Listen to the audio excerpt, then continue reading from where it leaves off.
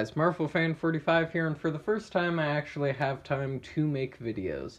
So let's make some videos. So starting off with what I'm going to be doing in this video is Spider-Man No Way Home 2021. Probably the most hyped up movie of the year for me personally, besides Dune. And yeah, let's just get into it. The first half of this review will be spoiler-free. The second half will just be me yelling about spoilers. So yeah, I'll warn you once it's spoiler time, but for now, no spoilers.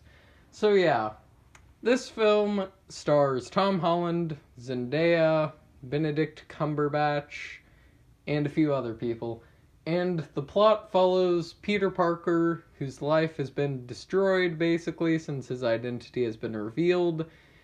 And he goes to Doctor Strange to try and reverse it, and then the spell goes wrong. And that's all I'll say.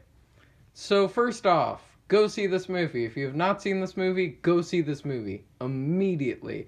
Ignore this review. Go see it. Go see it. Even if you aren't a fan of the MCU, go see it. But yeah. I am not the biggest fan of the MCU. I have 10 plus movies in the MCU rated 2 stars to 1 star. And their track record this year has been not good. Black Widow was terrible in my opinion. The Eternals was even worse than Black Widow in my opinion. And WandaVision was one of the most okay things I have ever watched.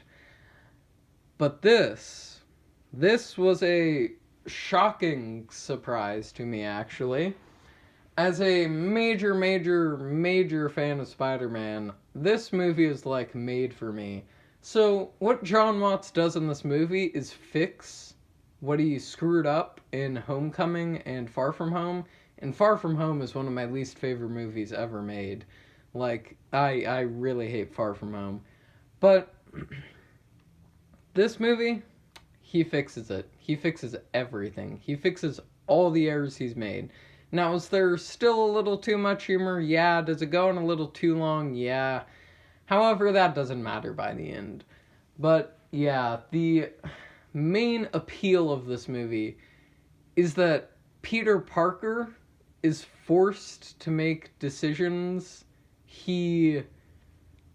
without spoiling anything, like, he's put in situations that force him to basically lose, which is hard to explain. But I don't think Jon Watts basically puts Spider-Man through struggle in this movie. Now, is it as hard as the stuff Tobey goes through in Spider-Man 1, 2, or 3? Absolutely not. But he is put through the ringer in this movie. He is like, this movie just like shows Tom Holland's Spider-Man no mercy. He has to go through so much in this movie. Which is what a Spider-Man movie is. If you've seen the original Spider-Man, if you've seen Spider-Man 2, if you've even Spider-Man 3, every single one of them, even the Amazing Spider-Mans, all of those characters in those movies are forced to make sacrifices that they do not want to be a hero, basically. Like, I mean, Spider-Man at the end of that one, he doesn't want to he has to reject Mary Jane so villains don't come after her, and he has to, like, live with the fact that he likes her, but still, like, he has to be Spider-Man. Spider-Man 2, and Uncle Ben dies. Spider-Man 2, this shouldn't be spoilers to anyone. He gets to be with Mary Jane, but he's forced to be Spider-Man and just leave at random points. In Spider-Man 3, Spider-Man literally, like, messes up his entire life, if that makes sense. Spider-Man 3 is my favorite Spider-Man movie. I don't care what anyone says. And The Amazing Spider-Man, same issues as the first Spider-Man. The Amazing Spider-Man 2, Gwen Stacy's death. They all have struggles. In Homecoming, what are his struggles, Tom Holland Spider-Man? Absolutely nothing. I mean, you could say he has trouble juggling school and Spider-Man, I mean, you could say him not being able to date Zendaya is sort of an issue. Michael Keaton being the villain isn't really as big of an issue as it should have been, honestly. And then Far From Home is just trash. I don't even feel like I need to go into that. But in this movie, again, he's put through the ringer. Like, I can't say anything without spoiling it, but like, if you think Tom Holland's Spider-Man has like not been through anything, watch this movie. And like, that will change your perspective immediately. Visually, there are actually a few great shots. The shot of him swinging through the, what is it, like, electric area, I guess? Power station space? Question mark? I don't know. Are beautiful looking. The shot after a specific thing happens is beautiful and brutal. There are a few great shots visually. That's about it. Visually, it looks great. Tom Holland gives his best acting as Spider-Man here. I still don't think he's a good Spider-Man, but he's good enough in this movie. And Willem Dafoe here, who it should not even be Willem Dafoe and Alfred Molina, which should not be spoilers because they were in the trailer. Willem Dafoe gives probably his second best Green Goblin performance, because nothing tops the original Spider-Man. But in this movie, he's just bonkers. Like, he is brutal and ruthless in this movie. Like, you have to see it to get it, but Willem Dafoe's like actually insane in this movie. He's like unrecognizable. He becomes the Green Goblin. And Alfred Molina's as Doc Ock. He's great. What more do I need to say? He's Alfred Molina.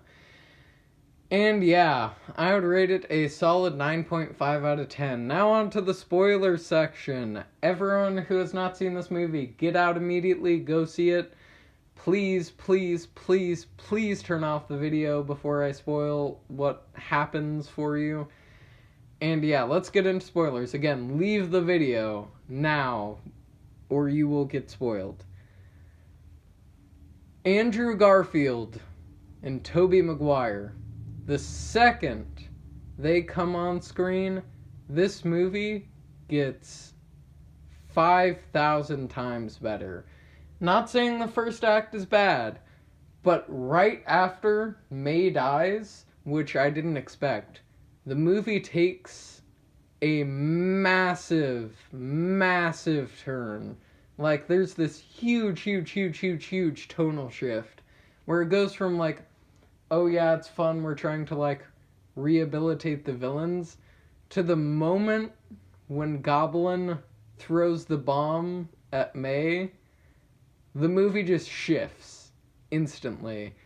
And it becomes a Spider-Man movie at that point. Like, he's put in like a dark place. He doesn't know what to do. He just wants to kill them. And then Andrew and Tobey come. Andrew and Tobey talking about MJ is amazing. Andrew talking about Gwen Stacy is probably the best part of, and the bit where he saves Zendaya and gets his payoff, if that makes sense, is amazing. The ending is super depressing. I didn't actually expect it to just be everyone forgets him. Like, that's pretty brutal. I still don't think it's as brutal as Spider-Man 2, because Spider-Man 2 is literally like ultimate stress in every sense of the word. But in this movie, it's like everyone who knew he was Spider-Man is going to eventually learn he's Spider-Man. Like, it's going to happen, if that makes sense. Like, you're not too worried. Like, it's emotional, but everyone's going to find out again.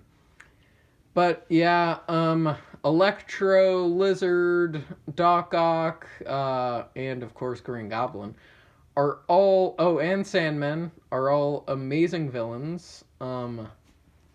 Lizard is probably the odd one out here. I wouldn't say he's bad necessarily. he's just sort of there compared to a lot of the other villains. Like, if you get what I mean. Sorry. He doesn't get as much exclamation as like Doc Ock, Electro, Green Goblin, even Sandman get. But like, I don't really care. It's just an enjoyable, fun Spider-Man movie. Plus, seeing Tobey and Andrew again are amazing. And Andrew Garfield proves he can act once again. Go watch Silence, by the way, with Andrew Garfield. Go see that immediately. But yeah, No Way Home is a solid 9.5 out of 10. Go see it.